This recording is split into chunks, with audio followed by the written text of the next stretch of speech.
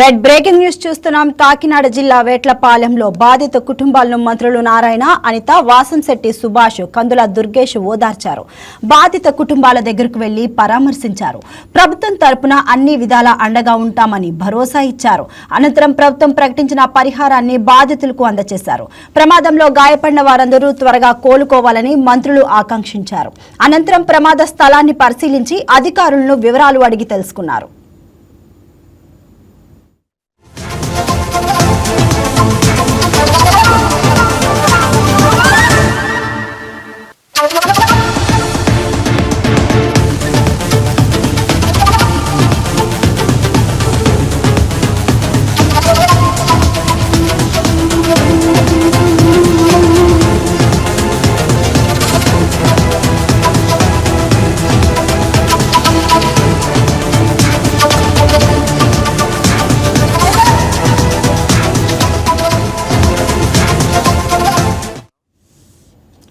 సామర్లకోట మండలం వేట్లపాలెం బాణాసంచ ప్రమాద ఘటనలో మృతికి చెందిన సామర్లకోట కుమ్మరి వీధికి చెందిన మృతుల బంధువులకు కేంద్ర రాష్ట్ర ప్రభుత్వాలు ప్రకటించిన ఎక్స్గ్రేషియాను పర్యాటక శాఖ మంత్రి కందుల దుర్గేష్, కాకినాడ పార్లమెంటు సభ్యులు తంగేళ్ల ఉదయ్ శ్రీనివాస్, డీసీసీబీ చైర్మన్ తుమ్మల రామస్వామి అందజేశారు.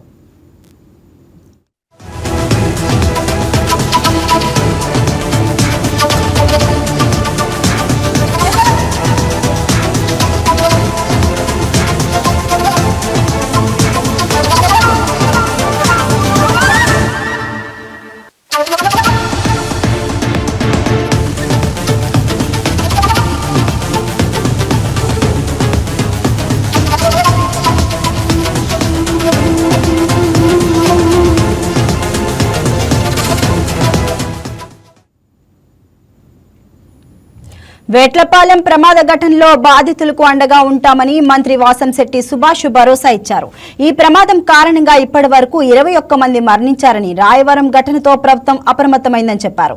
ఈ ఘటనతో నిబంధనలను మరింత కఠినతరం చేస్తామని, ప్రతి 3 నెలలకోసారి పర్యవేక్షించాలని అధికారులను ఆదేశిస్తామని అంటున్న మంత్రి వాసంశెట్టి సుభాష్ తో మా regional coordinator Nanaji face to face. Vetlapalem ఘటన ఉన్నదో వేట్లపాలెం ఘటన సంబంధించి అయితే ఇప్పుడు రాష్ట్ర కార్మిక శాఖ మంత్రి వాసంశెట్టి సుభాష్ గారు ఉన్నారు. సార్, ప్రధానంగా సంఘటనకు సంబంధించి మీరు ఏమి తెలుసుకున్నారు? బాధితుల కుటుంబాలు ఈరోజు చూసాం. కకలావికలం మనసు కకలావికలం అయింది. ఎందుకంటే చిన్న చిన్న పిల్లలు, తండ్రి లేని పిల్లలు, ఒక కుటుంబం అయితే తల్లి తండ్రి కూడా చనిపోయారు. ఇలాంటి సంఘటనలు అసలు నిద్ర పట్టలేని సంఘటనలు అక్కడికి వెళ్ళి చూస్తే. ఎందుకంటే పాపం రెక్కాడితే డొక్కాడిన బతుకులు. అక్కడ ఎస్సీ సోదరులు, మాదిగ ఎస్సీ కమ్యూనిటీ మాదిగ సోదరులు, అలాగే బీసీ సోదరులు ఎక్కువ మంది అందులో చనిపోవడం జరిగింది. కేవలం వాడు రెక్కాడితే డొక్కాడిన బతుకులు. వాళ్ళకి ఏదో పిల్లలు 4-5 ఏళ్ళు లోపలికి వెళ్ళాలని ముఖ్య ఉద్దేశంతో ఇలాంటి పనులకు వెళ్తే ఈ యాజమాన్యం ఏముందో వాళ్ళు కేవలం డబ్బు సంపాదించడం కోసం పోటీతత్వం, వేరే వాళ్ళకి ఈ ఆఫర్ వెళ్ళిపోతుంది లేకపోతే ఈ ఆర్డర్ వెళ్ళిపోతుంది అని వీళ్ళు ఒప్పుకోవటం, 15 కేజీలు ఉండవలసిన ఫైర్ ఎక్స్ప్లోజర్స్ మించి తెచ్చేయటం. అక్కడ ఎంత జాగ్రత్తలు తీసుకున్నా వాళ్ళు అన్స్కిల్డ్.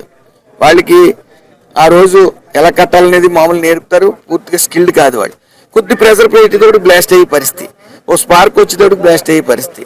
సో ఆ యాజమాన్యం నిర్లక్ష్యం, కొంత ఇన్స్పెక్షన్ దగ్గర నిర్లక్ష్యం ఉందని సీఎం గారు కూడా సస్పెండ్ చేయడం జరిగింది.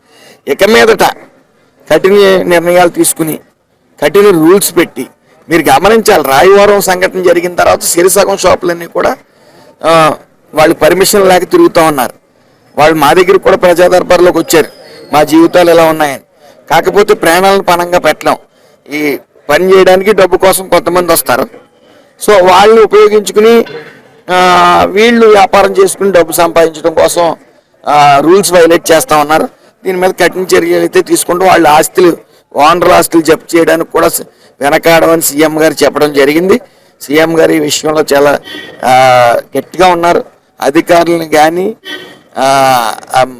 ప్రజాప్రతినిధులను కానీ నిత్యం ఇది పర్యవేక్షించి లారీకి మెరుగైన వైద్యం అందించాలని చెప్పి ఆదేశాలు జారీ చేయడం. సామలకోట నుంచి బెక్కువల వరకు ఇదే పరిశ్రమలు ఉంటాయి. దీనికి సంబంధించి చాలా మంది బడుగు బలహీన వర్గాలన్నా అదే ఇంకా చాలా వరకు కూడా షాపులు ఉన్నాయి కాబట్టి వాళ్ళకి మీరు ఇచ్చే సలహా ఇప్పుడు మీరు కరెక్ట్గా గమనించగలిగితే దీని మీద ఆధారపడి బతికే కార్మికులు తక్కువ మంది ఉంటారు. ఎందుకంటే ఇది సీజన్ బట్టే ఈ ఫైర్ క్రాకర్స్ అని పురమాయిస్తారు. ఏదో జాతరలు ఉన్నప్పుడు లేకపోతే పుట్టినరోజులు ఉన్నప్పుడు చేస్తారు, కంటిన్యూస్గా ఉండదు ఇది. సో మనం ప్రాణాలు పణంగా పెట్టలేం. ఏది చేసినా సరే వాళ్ళు ఆర్డర్ రావటం వెళ్ళటం.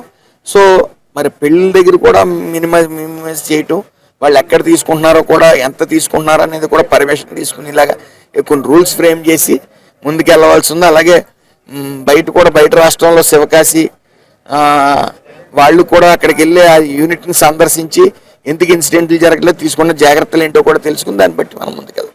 Thank you sir. ఏదైతే ఇప్పుడు శివకాశి లాంటి కేంద్రాలు ఉన్నాయో అంటే రాష్ట్ర వ్యాప్తంగాను అలాగే వివిధ రాష్ట్రాలకు కూడా అక్కడి నుంచే సప్లై అవుతుంది. అలాంటి పెద్ద పరిశ్రమల్లోకి ఎలాంటి సంఘటనలు జరగకుండా ఉంటాయంటే అక్కడ ఎలాంటి జాగ్రత్తలు తీసుకున్నారు, ఎలాంటి మిషనరీ వాడుతున్నారు, వాళ్ళకి ఎలాంటి ట్రైనింగ్ కావాలనేది కూడా ఇక్కడ ప్రవేశపెట్టి అదే రకంగా ఇక్కడ కూడా అలాంటి జాగ్రత్తలు తీసుకుంటే మళ్ళీ ఎలాంటి ఘటనలు జరగకుండా పునరావృతం కాకుండా ఉంటుందని చెప్పేసి మంత్రి వాసంశెట్టి సుభాష్ గారు చెప్పారు. కెమెరామెన్ ఉదయభాస్కర్తో నానాజీ, కాకినాడ.